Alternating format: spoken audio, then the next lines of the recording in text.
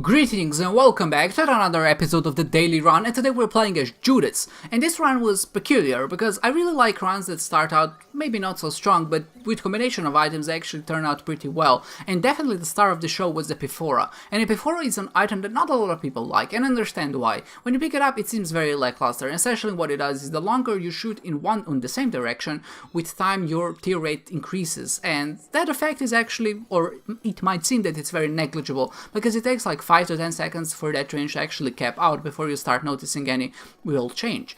And I don't hold it against you, because I had the same opinion as well. But I thought, when is ever this is going to be useful? Because of how maybe the levels are generated, you really have to go left and right, and the room dynamics are so weird, which means that you really have to change how you shoot if you want to stay alive. Well, it's a nice idea in practice, or maybe in theory. In practice, it doesn't turn out that well, just because of how the game dynamics work, because enemies teleport around, they jump around you, they go invincible, they stop shooting at you, and maybe you stop shooting at them, and you do have to kind of rearrange yourself.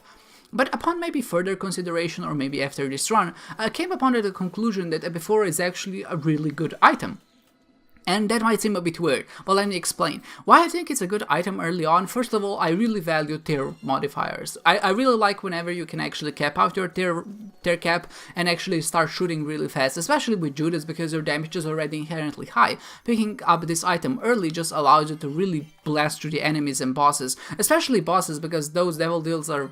and not devil deals, boss rooms are big, which means that you generally take like a few seconds to actually kill them, or maybe even up to half a minute, and over that time the tear cap on Epiphora is actually going to increase to the point where you're going to deal your max damage, and your DPS is just going to be through the roof, especially with Book of Belial and just Judas's natural damage that he has. And except bosses, of course, which is maybe the most usual thing, if you kind of plan your route accordingly so that you know that when you enter a room to the left, the enemies are generally going to be on your left, so maybe if you're entering a room from the right to the left, you can just keep shooting in the same direction, and the tear rate doesn't change as you travel through rooms. So it's really an active damage upgrade, or maybe a stat upgrade, because it's not like you pick up an item like it before and you just instantly win.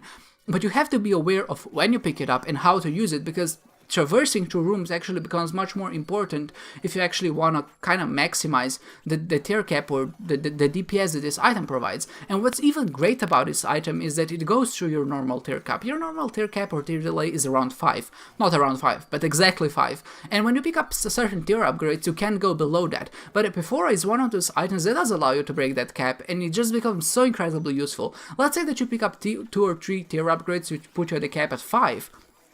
When you have it before and just keep shooting in the same direction for a prolonged period of time, you actually get lower. You can get as low as 1, and being at 1 tear delay or even 2 is just such a huge damage increase that you will melt through enemies. Essentially, when you enter a room and you just keep shooting, it's more beneficial to keep holding the same button in the maybe the same direction that you were shooting previously, just because of how substantial that DPS upgrade is. So in essence, what I'm saying is that it's more optimal to actually reposition yourself than to actually start shooting in another direction. And I think for that reason, Epiphora gets a bad rep, because it's an active item that you have to use very consciously, and if you know how to use it properly, or maybe if you have the patience to use it properly, I think it's a very good item. But I can see how people wouldn't like it. But for me, it's one of those items that does change the way how you play the game, because suddenly it's much more important for you to actually kind of keep in mind in which direction you're gonna go as you explore the rooms. But I feel like if you can actually utilize it well,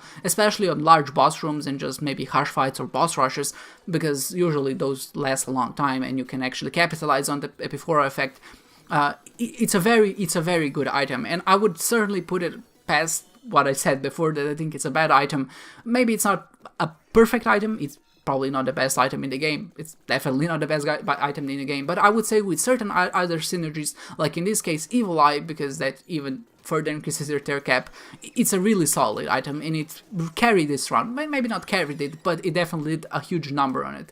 Because we have Incubus and Evil, like I mentioned previously, we're essentially shooting twice as many tears, and because there's twice as many tears, there's just so many more chances for Evil Eyes to spawn, and because the Evil Eye tear cap is reliant on your tear cap, when your tear delay is actually 2 or 3, your eyes just shoot even faster, and you just smelt enemies. If you go in a room and you spawn 2 eyes, it's over, any boss is just gonna fall. And I think you really see the effectiveness, because we don't have any penetrative shots, but somehow just our raw DPS is enough to deal with enemies that harsh spawns.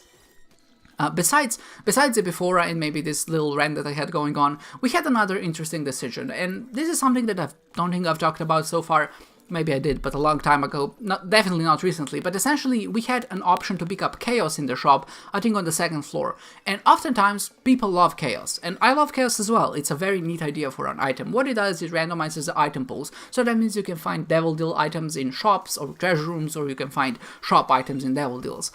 And when you actually get down and break the item down, it's good in theory, but in practice how it works is that it doesn't really just pick a random item. First of all, it picks a random pool. So let's say you enter a Devil Deal, there's an item in it. First of all, it will generate a random pool. So let's say it generates a shop pool. And only after that, it's gonna generate a random item from the shop pool. At first glance, that might not seem much different than just picking up a random item, but there's a lot of pools which just contain bombs. So it's much more likely for you to get bomb items out of Chaos than any other pool. And that's kind of unfortunate, because you really are going for that randomness, for that wackiness, but what ends up happening, or at least in my experience, most often than not, you're just gonna end up finding a lot of bomb items. That's maybe not a bad thing inherently, but it does take the novelty out of it, because if I'm just gonna find a bunch of bomb items every time I pick up Chaos, that isn't really chaotic to me. It doesn't really scream randomness to me. It just seems like I'm being screwed over for a fun decision that I made,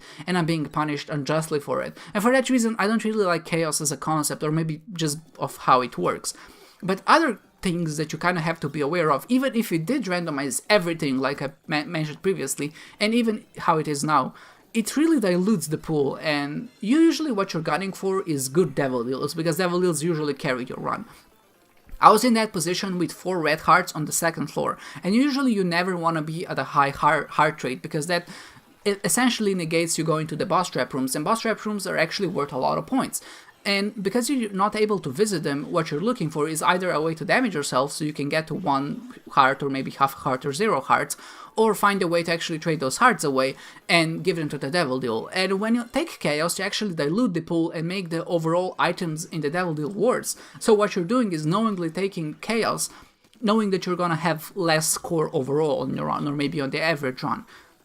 And to me, that sounds like a bad deal, you know, like I would much rather have good Devil Deals, because that's essentially what we're going for. And when that happens, it's really a question of why should I even take Chaos? Obviously, it's a very novel item that has a lot of fun utilities, and I'm not against fun. I love fun, you know, I pick up random fun items just because I like them, but I really think Chaos missed its place, and in my heart, it just doesn't do it well for me. As it turns out, if you pick up Chaos on this run early on, at least before the Devil Deal, this run just pops off, and it's super strong. I think you can get Mom's Knife at some point, maybe even Brimstone or something like that. And that's another way that you kind of have to look at it. And Isaac is just an unfair game. You know, inherently this is a very random game. It's unfair. Every person that plays it will have a different outcome.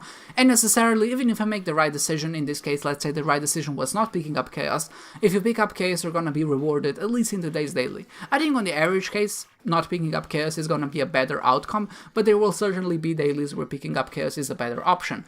In the end, you know, I'm not saying you shouldn't pick up Chaos or you should pick up Chaos, I'm just saying do what you feel is right. You know, this is a game after all. I think it's supposed to be fun, and if you find Chaos fun, that's great. Me personally, I think it dilutes the pool a bit too much. It relies on you just getting a lot of bomb items, and to me, just having a lot of bomb items isn't, well, it's fun sometimes.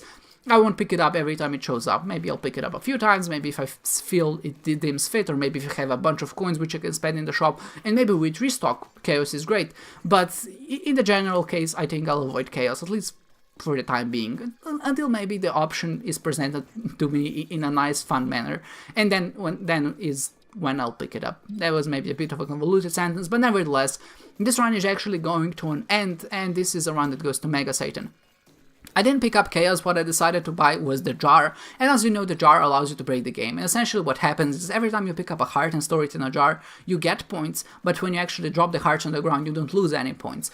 And you can keep repeating that process, just dropping the hearts on the ground and picking them up, and essentially you will hit eventually the cap on your consumables bonus, and that allows you to break the cap of, I think, 15,000 or whatever, and just get a lot of points for picking up consumables, even though you're not really picking up additional consumables, you're just reusing and repicking up the same consumables over and over again. It's a bug, most likely. It's something that the developers have probably missed. They didn't patch it out for whatever reason, so it still works. So if you ever find a jar, it's essentially a free 10,000 points if you actually have the patience to do it. I didn't have the patience to do it entirely in this run, just because it is very tedious. I didn't do it for like 10 to 15 minutes, I would say, in total. Overall, I think it netted me like 3 or maybe 4,000 points. But, you know, I still wouldn't recommend it. It's not a fun way to break the game. Having something like Blank Card plus Zera is just such a much faster way to do it. Even with the jar, if you have certain items which maybe double the amount of hearts you pick up, then you can actually get a breaking run going. But as it is now, you know, you can see that the hearts are scarce and it's just hard to navigate and do things. I did skip those parts just because they're obviously very tedious to watch. But overall, they did net us a quite nice significant amount boost. And because I didn't pick up Chaos, I decided maybe it's a good idea to break the game with the jar. With Chaos, of course, the Chaos card, beating Mega Satan is not a big deal. We just throw it in his face, he just comes up as his skeleton form, and because of our combination of our Epiphora and our Evil Eye and our Incubus, you can see that Mega Satan just dies instantly. You know, he doesn't even have a chance for his first shot to arrive at us. And you can see that our damage was, while very decent, it wasn't super high. It was mostly the Deer Delay that did all the work there.